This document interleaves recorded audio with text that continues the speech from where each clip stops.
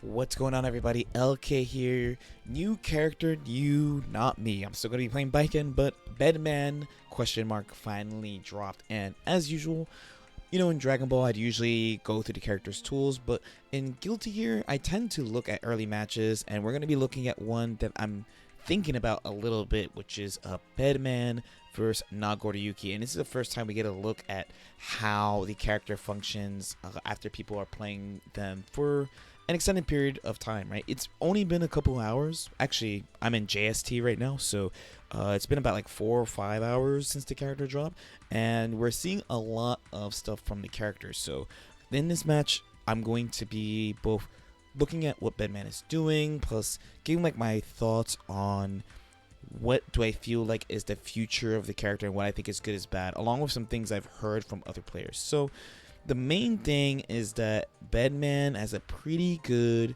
neutral game, especially since they're able to move while automatic follow-ups happen.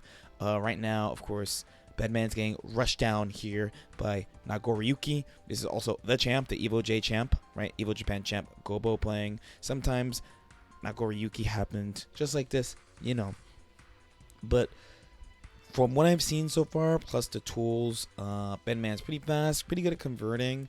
The nice thing is like a lot of their combos end in special moves, which means you'll be able to build structures that have guaranteed automatic follow-ups, which should be good for offense and mix-ups. The character has some good neutral skips, so like the Beyblade, while being unsafe on block normally, with 50 meter, it's apparently like a 15 frame move, which of course has a follow-up on it, and they can combo off their throws, so there's setups like that. Even mashing out here, even though it's a soft down, they get to just follow up. The explosion's coming. Quick wall break into super. What I foresee for the character is basically the matches where I think they're going to be really good at is ones where they can just kind of stall with Fireball and play at their own pace, especially since you can choose to activate the follow-ups immediately if you want. The delay thing I think is more for pressure or maybe certain combo or specific situations, but for neutral I think the immediate follow-up is quite good. Also, the frame data seems to be not technically the best, but things happen from long range, plus the character's neutral is actually pretty good so far. Knock down the Beyblade here. There's RC into a quick little death. For me, I'm thinking a lot about characters, like matchups like Nagoriyuki, potentially Happy Chaos. I didn't actually check the Fireball initial frame data, but it looks really fast and it's full screen. This is a good situation. The follow-up activated immediately here. The 5H from Nagoriyuki though. So the interesting thing is that like it's gonna be a lot about how you activate the follow-ups. I think like we just saw a bunch of shots, like shot, so shot, then immediate follow-up, and then shot, and then immediate follow-up to kind of just stop Nagoriyuki from forcing his way in. I think there's a lot of room for neutral development from this character in that you can delay or immediately activate stuff, kind of reminiscent of Jacko. Like, I talk a lot of shit about Jacko politely, but one thing that I really acknowledge about Jacko is that people play her really differently. So it's not just like matchup stuff, but also like what they value, what they like to use, where they pick to use certain stuff, because just it's just the nature of the like summon characters like that, and characters that have these actions that happen independently of themselves or have a very small startup where another thing is activating far away from them. So I think Bedman has kind of the same energy as far as that. Okay, so again, we're going to see a similar neutral pattern, playing up 2H. It's going to be Chroma mix-up into death. I also don't know how much is going to come up against Nagoriyuki, but so having the 8-way dash, Bedman had that in Exit, of course. Salto had Flight. Is kind of similar to the Flight, but Bedman's JS also seems to be esports. I didn't get to mess around with the character for that long at Evo Japan. I technically got just only 5 minutes, but Bedman's JD, Exit JD, is moved to JH, and then the Bed Slam special move is now JD.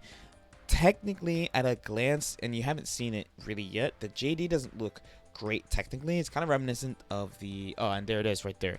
So it's kind of reminiscent of the Potemkin butt slam, but the difference is you don't have deja vu to activate a bed slam later, I guess, but if you have an automatic follow-up, the JD special cancelable, so you can activate it immediately. So there's a lot of like I'm kind of controlling large swaths of space, but the trade-off is their frame data is not that great. From what I understand too, HP wise, they're kind of weird. They have a .97 defense but 0 guts. That's really, really unusual in this game. It seems that the 5P with some crouchers, but 2P seems to be 5 frames. Kind of like Zato-esque, you know, you don't really get a combo off it. 2K, 2D seems to work pretty reliably. Here's some plus frames follow-up into knockdown the burst. One thing I really value, and I did this with Bridget actually, that a couple weeks from now, I'm going to be planning on doing this where basically for every DLC character where I kind of just go through what they have. I made a checklist of what is important in Guilty Gear Strive.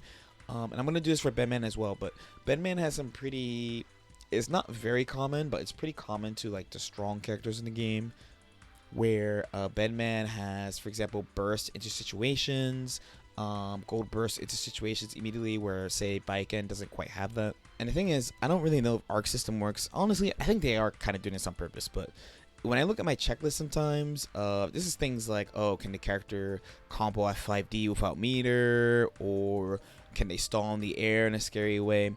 When you look at tools characters have, sometimes you might be like, oh, this character has everything. But I think from a character versus character perspective, basically, every character is another character's predator and also has predators. That's how I've been kind of putting it. Kind of stupid, kind of some Animal Kingdom shit.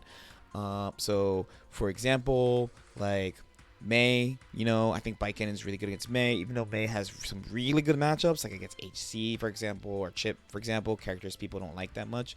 I think characters like Baiken do pretty well against Mei. Or another one is like Ramathal. Like in North America, everyone's like Ramathal's OD, but Ramathal is actually pretty weak to fast characters like Chip or Giovanna. So I think they're doing a pretty good job with that. And it's kind of hard to describe how they do this when you look at it tools from a tool based perspective. So I'm pretty interested in seeing who Bedman does well against and who Bedman doesn't do well against. And in my head, please Bedman, please beat the heavies with no effort, please. That would be really, really, really cool. I would really, really like that. As usual, on day 1, day 2, basically the first player I watched always Gobo. Shout out to the Evo Japan champ Gobo. I just think he understands this game really fast. Some players of fighting games, they just figure stuff out really, really quickly. Some people are really good at like refining something or seeing something and then refining it. I feel like I'm kind of in that group where like someone can show me, hey, look at this, and I'm like, oh, this means that you could probably do XYZ. Where some people are able to just, I don't know, pull it out of thin air. So I always look at Gobo pretty early. So for example, if you want to know why, maybe like day 2 or 3, I saw him doing steady aim zoning with Happy Chaos, and I was like, what the hell am I watching? So he's a pretty good reference. So I'm going to be keeping an eye on him for the next couple of days. And from him, I've basically been seeing like really good mid and full screen control, already some like anti-zoning. So you can already see like him using projectile and immediate follow-up, not always relying on the automatic follow-up, using neutral skip RC into like strike throw. That's really good. Here he's getting kind of rushed down. I think it's pretty clear that Bedman's defense does not seem to be that great, but here we have the spin, and then we have the follow-up, immediate follow-up, projectile again, kind of letting it cook, just moving around. The character's pretty slippery, can bait anti-airs a bunch of ways. I really, really like. I'm a big fan of baiting anti-airs in Guilty Gear. I think people kind of mash on anti-airs in Guilty Gear. So I'm going to be saying like this character is going to be very tricky on offense and neutral. Defense is going to be kind of a struggle. From what I understand, from my personal testing, from Evo Japan, the reversal is not that great, but honestly it wasn't that great in Exert either, so I'm not that surprised. But the way the neutral is looking like it's going to be really annoying. Maybe some of the more standard characters like a Kai type will do really well. Maybe like Bridget will also do really well against this. HC will have to see. It really depends on how HC interacts with the projectile. And then Bedman can compete because that 2S is also huge and a low. Apparently it's 12 frames, so I'm pretty interested to see that. At this point,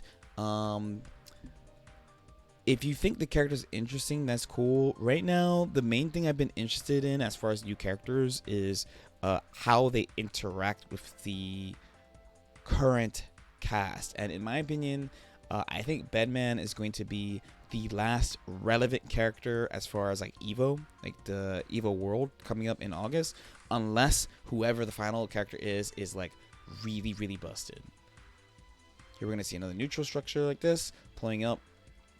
I think it's gonna be a lot of these kind of like structured, pre-made neutral situations, kind of like you've seen from Jacko. Like sometimes they toss a minion, pull out another one, IAD kick, run in. Like I feel like Bedman's gonna have a bunch of those.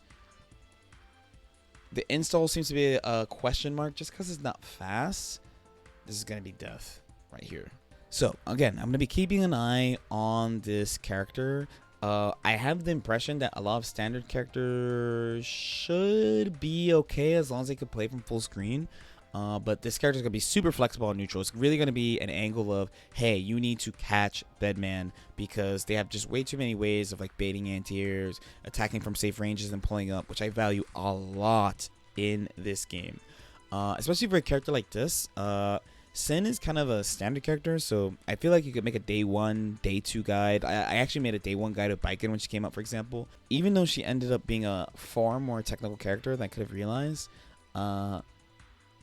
in the end, it's pretty easy to give people a baseline of, oh, this is what you do. Where with Bedman, I think it's going to be a little bit ambiguous for a little while. So definitely keep an eye out for the next couple of weeks after the character gets developed some. I'm going to be playing the character too for fun because I just want to see what they do and how they end up developing them.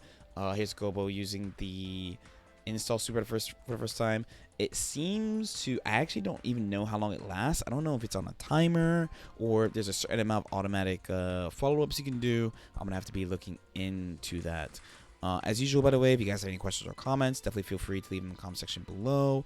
If you're on the Patreon, I'm posting all my Japan sets early there before I post them here with match analysis. So for example, tomorrow I'm posting one that's been on Patreon for like a week. If you're interested in that stuff, like and subscribe if you guys feel like it, and I'll see y'all next time. Peace out.